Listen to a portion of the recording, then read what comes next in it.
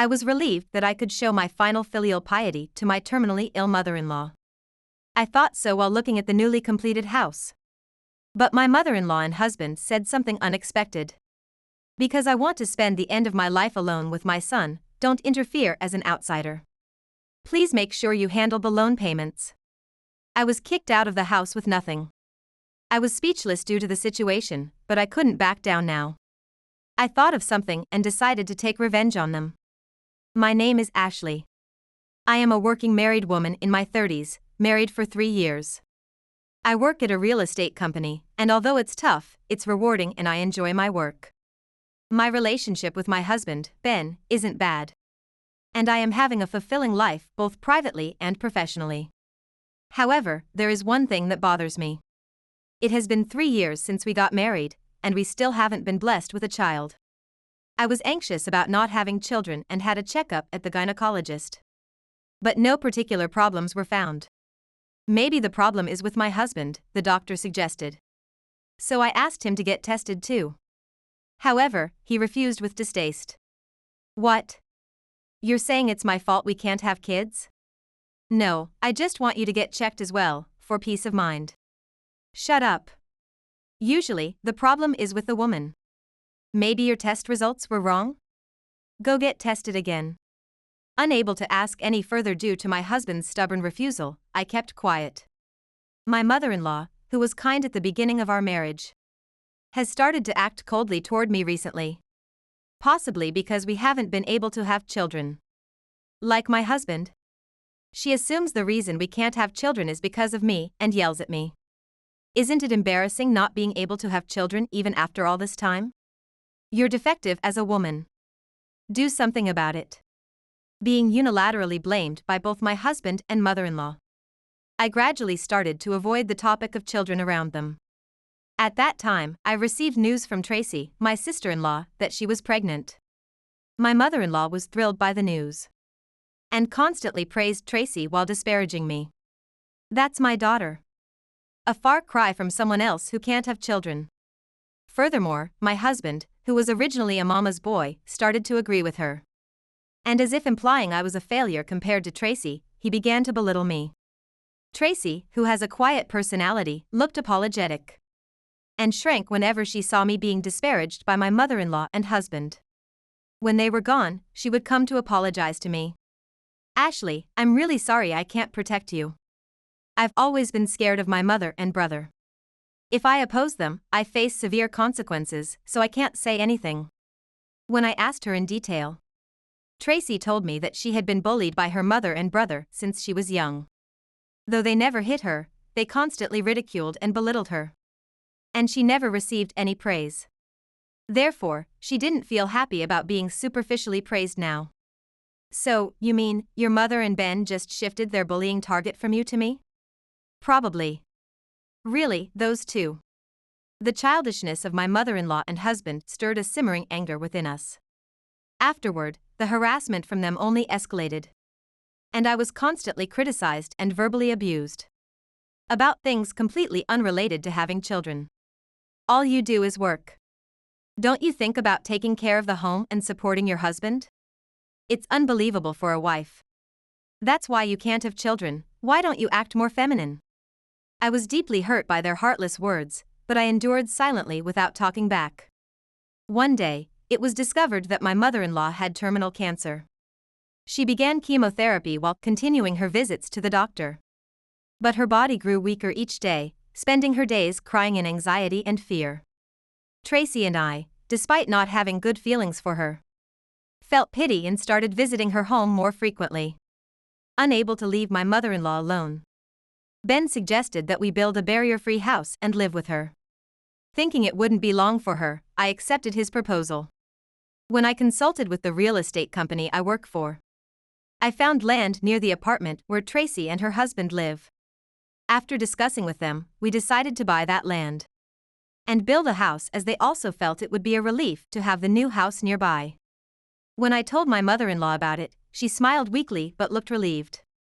It's reassuring to have family nearby, thank you. As my mother-in-law's condition could worsen at any time, I arranged everything to ensure the house was completed smoothly. including the land and new house contracts. I proceeded with the design of the new house in consultation with a construction company I work with. After several months, the long-awaited new house was completed. There were many unpleasant things with my mother-in-law, but by this time, she had lost her energy and stopped harassing me, thanking me every time I visited. I'm glad I could show my final filial piety to my mother-in-law, I thought, relieved. However, my relief was short-lived. I soon found myself in an unimaginable situation. It happened while I was talking with my mother-in-law, who seemed pleased as we visited the newly completed house. It's a beautiful and comfortable house. Yes. I'll support you from now on, so let's live peacefully together. I said this with a smile, hoping to ease some of her pain and anxiety. However, the response I got from her was unbelievable. What are you talking about? You won't live here. What? I couldn't comprehend her words instantly and was left speechless.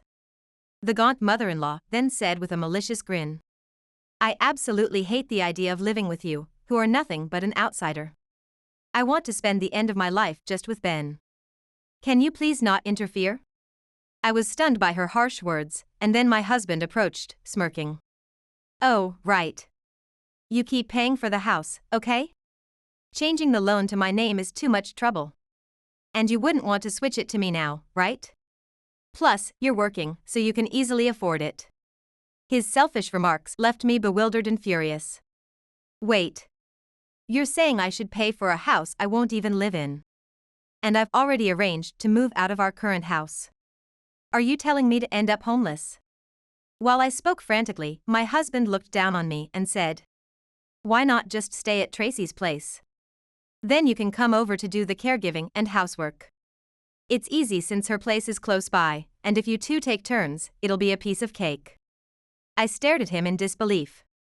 Tracy had just given birth recently and was in no condition to take care of our mother-in-law, yet what was he thinking? Overwhelmed by his selfishness, I stood frozen. As if I wasn't even in their sight anymore. My mother-in-law and husband cheerfully toured the new house. When they were out of sight, I regained my composure and desperately thought, I won't let them dictate my life. Remembering something that gave me an idea. I thought this could be an opportunity for revenge. I made a few secretive phone calls. After a while, as my mother-in-law and husband returned from touring the house, they saw me and disdainfully said, Oh, you're still here? Can you leave already, outsider? Swallowing my rising anger, I smiled and said, Understood. Please live here, just the two of you. I will take care of the payments, so no worries. After saying that, I turned my back on my mother-in-law and husband, who were ecstatic thinking everything went their way, and I left. Weeks later, my preparations for revenge complete, I visited them. They seemed to be living comfortably in the spacious and beautiful new house, but twisted their faces in disgust upon seeing me. What business does an outsider like you have in this house now?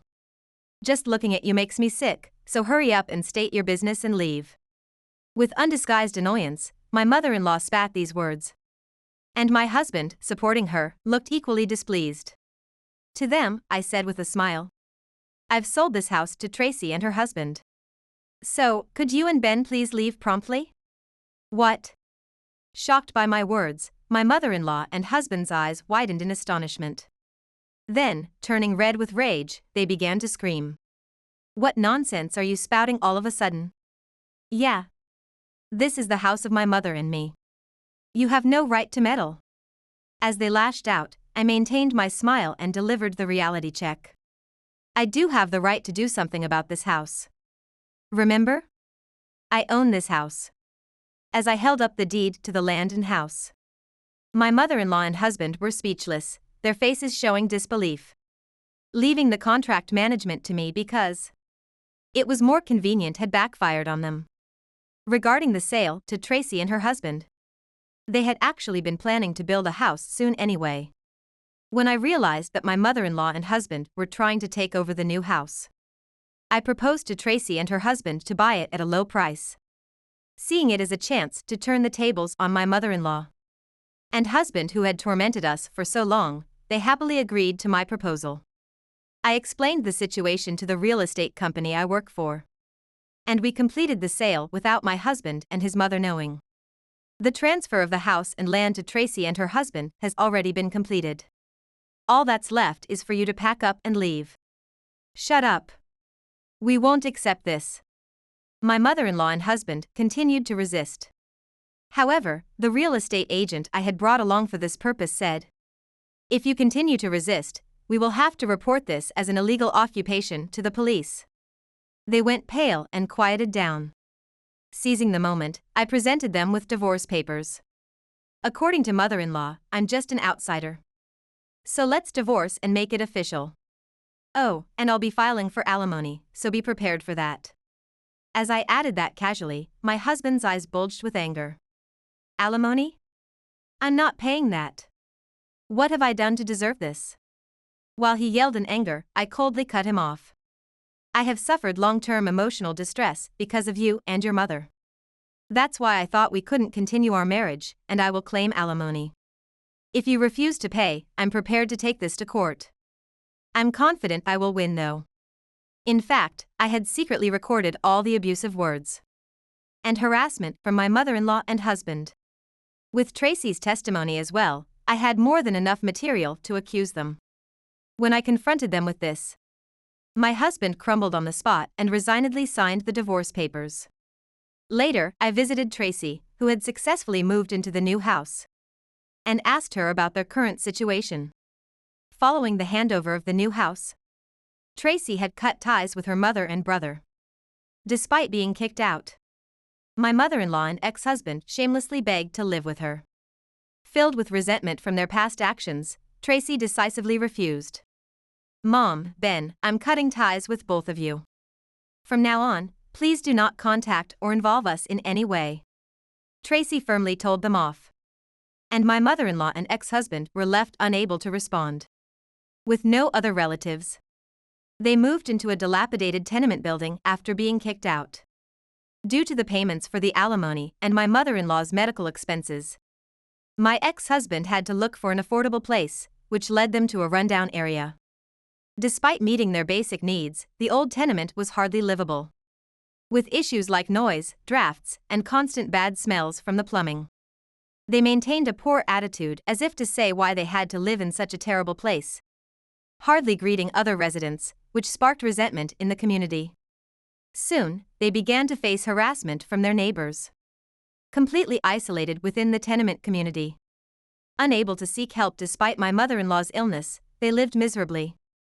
Overwhelmed by their situation, they once begged Tracy and her husband for help. They cried, asking if they really would abandon their own family. But Tracy called the police and had them removed. Hearing all this from Tracy, I thought to myself that this was a clear case of karma, and I felt no sympathy. Thanks to you, Ashley, I could finally resolve these family issues. Thank you so much. Now free from her toxic family, Tracy was relieved and could finally live in peace with her husband and child. As for me, since the divorce, I've focused on my career and was promoted, transferring from a regional office to the headquarters in the city. The work is demanding but fulfilling. In my new workplace, I also met a wonderful man who doesn't mind my divorce history. I had thought I was done with marriage, but he changed my mind. And just as I was warming up to the idea of starting a family again, I discovered I was pregnant. The childlessness with my ex-husband was perhaps due to his issues or a sheer lack of compatibility. Now, I'm ready to start anew and remake my life.